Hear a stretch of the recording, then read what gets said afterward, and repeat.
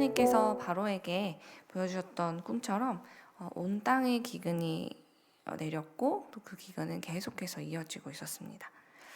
야곱의 아들들이 애굽에서 양식을 구해왔었는데 그것마저도 이제 다시 바닥이 날 때까지도 기근은 나아질 기미가 보이지 않았죠. 어쩔 수 없이 가족들을 위해 야곱은 다시 한번 아들에게 애굽에 다녀오기를 부탁하게 되는데요. 그러자 그의 아들들은 자신들과 함께 막내 베냐민을 보내주지 않으면 갈 수 없음에 대해서 다시 한번 여러 차례 설명하게 됩니다. 그도 그럴 것이 이들은 지난번 곡식을 사러 애굽에 갔다가 3일간이나 감옥에 갇혀 있었습니다. 그리고 지금 이렇게 오게 된 것도 그 형제 중에 한 명의 시므온이 대신 그 감옥에 억류되어 있는 조건으로, 그리고 집에 가서 막내 아우를 데려오겠다는 조건으로 이곳에 온 것이었기 때문에 이들은 다시 애굽의 총리를 만나러 가기 위해서는 꼭 베냐민을 데려가야만 했죠. 게다가 그뿐 아니라 집에 돌아왔을 때 이들이 분명 곡식값으로 지불했던 그 돈마저 자신들의 자루에서 발견되면서 이들은 정말 패닉 상태에 빠져 있었습니다. 이대로 우리에게 아무 일이 없었다는 듯이 그들이 애굽에 돌아간다 해도 그들은 다시 안전하게 살아 돌아올 수 있다는 보장이 없었기 때문에 어떻게든 아버지를 설득해서 베냐민과 함께 애굽에 가야만 했죠. 베냐민을 애굽에 보내지 않는다면 이제 야곱의 수많은 식솔들과 그리고 애굽에 지금 잡혀있는 시므온은 물론이고 야곱까지도 모두가 위험에 처하는 상황이 불보듯 뻔한 일이었습니다. 그래서 가족들을 생각한다면 사실 야곱이 더 이상 베냐민을 붙잡고 놓지 않는 일은 이제 빨리 멈춰야만 하는 일이었습니다. 그런데 안타깝게도 야곱은 아직도 베냐민을 보낼 준비가 되어 있지 않았어요.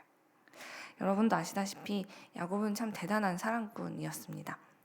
처음 라헬을 만났을 때부터 그가 그녀와 결혼하게 되기까지 자그마치 14년을 그는 정말 사랑의 힘으로 성실하게 라반의 집을 위해서 일했죠. 그리고 결혼 후에도 그는 아기를 낳지 못했던 라헬을 한결같이 사랑하면서 이후에 라헬이 어렵게 낳은 아들인 요셉을 정말 지극정성으로 사랑했습니다.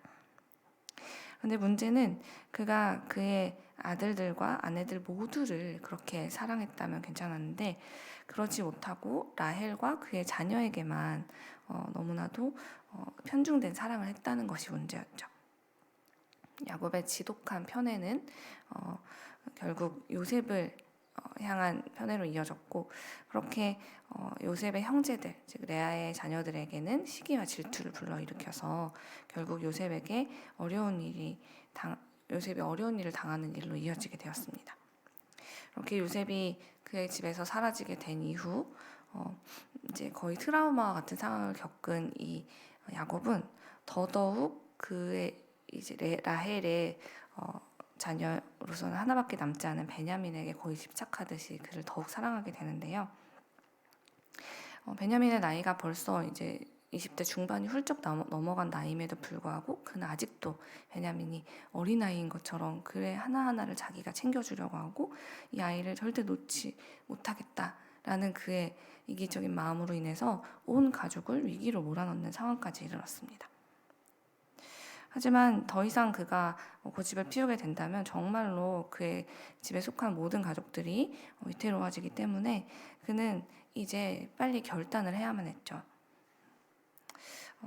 그가 이렇게 고민하고 다른 가족들의 마음은 헤아리지 못한 채 베냐민만 붙잡고 있는 동안에 그를 바라보고 있는 그의 가족들은 참 마음속에 많은 상처를 입었을 것입니다.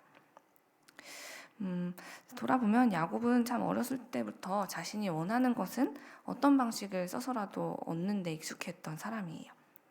그는 태어날 때부터 참 신기하게도 쌍둥이 형의 발꿈치를 잡고 나왔다고 했는데요. 그러더니 자라날 때는 형의 장자권을 빼앗기 위해서 형을 물론 아버지를 대놓고 속이기까지 했었죠. 그러나 이후에 광야에서 지독한 외로움과 두려움 가운데서 하나님을 만나게 되므로 그는 그렇게 어려움 속에서 하나님을 만날 때마다 변화되기 시작했습니다. 하나님께서는 야곱에게 너는 더 이상 야곱으로 살지 말고 이스라엘로서 살아가라고 말씀하신 이후에는 더더욱 그는 새로운 삶을 살아가게 되었습니다. 이는 곧 지금까지 그가 살아왔던 옛날의 야곱의 삶의 방식을 내려놓았다는 것을 의미하는 것이죠. 그는 삶의 대부분의 것들을 이제 하나님 앞에서 내려놓으면서 참 많이 변화되어 가는 중에 있었습니다. 그러나 그가 여전히 손에 정말 꼭 붙든 채로 내려놓지 못하는 사람이 있었으니 그가 바로 베냐민이었죠. 그는 인생에서 다른 것들은 다 포기하더라도, 심지어 다른 수많은 아들들을 다 포기하더라도 베냐민만큼은 절대 포기할 수 없어 라는 마음으로 살아가고 있었습니다. 다른 건 주님 다 참을 수 있지만 이것만큼은 가져가지 말아주세요. 이 아이가 없으면 저도 없습니다. 라고 하나님께 마치 협박과도 같은 기도를 쏟아내게 하는 존재, 그 존재가 바로 베냐민이었던 거죠. 사실 그의 이 고백이 틀린 말은 아닙니다. 야곱은 정말로 베냐민이 자신의 인생에서 너무너무 중요해서 그 아이 없이 나는 살 수 없어 라고 생각하고 있었어요. 그러나 그런 모습은 바로 과거의 야곱이었을 때는 정말 그는 베냐민 없이는 살 수 없었을 겁니다. 그런데 문제는 지금의 야곱은 더 이상 옛날의 야곱이 아니라는 데 있어요. 그는 하나님을 만난 이후로 야곱이 아니라 이스라엘로 변화되었습니다. 하나님께서는 직접 야곱에게 나는 더 이상 내 이름을 야곱이라고 부르지 않겠다 하면서 그를 이스라엘이라고 칭해 주셨어요. 이것이 무슨 말입니까? 이제부터 더 이상 너는 베냐민으로 사는 사람이 아니라 하나님으로 사는 사람이 되었어. 너는 새로운 존재, 하나님으로 사는 이스라엘로 살게 될 거야. 그렇게 살아가야 해 라고 하나님께서 말씀해 주셨다는 것이죠. 그러니 하나님으로 살아가야 되는 이스라엘은 이제 가족들과 자신을 위해서 베냐민을 보내주어야만 했습니다. 사랑하고 아끼는 만큼 내 손에 꼭 쥐고 있을 것이 아니라 내가 사랑하고 아낄수록 더욱 하나님의 손에 맡겨드려야 되는 때가 왔다는 것이죠. 사랑하는 여러분, 오늘 말씀을 보다 보면 우리의 모습도 야곱의 모습을 통해서 보게 되는데요. 우리도 혹시 나에게 소중한 사람일수록 또 나에게 정말 내 인생의 가장 중요한 문제라고 여기는 것일수록 우리도 하나님께 맡기지 못한 채 내 손에 꼭 붙들고 있으려고 하는 때가 많지 않습니까? 성공하는 삶을 살기 위해서는, 안정적인 삶을 살기 위해서는 이것만큼은 꼭 있어야 돼. 다른 건 다 잃어버려도 이것만큼은 놓치지 말아야 돼 라고 여기고 있는, 그래서 자꾸만 나로 하여금 과거의 옛날의 야곱의 모습으로 돌아가게 하는 그런 문제들, 그런 사람들, 그런 대상들이 혹시 우리의 삶에는 있지 않는가 지금 우린 돌아봐야 한다는 것이죠. 그것들을 우리가 돌아보지 않고 자꾸만 붙잡고 살아가게 된다면 우리는 이스라엘로서 살기가 어려워지고 자꾸만 내 방식으로 살던 옛날의 모습으로 돌아갈 수밖에 없기 때문입니다.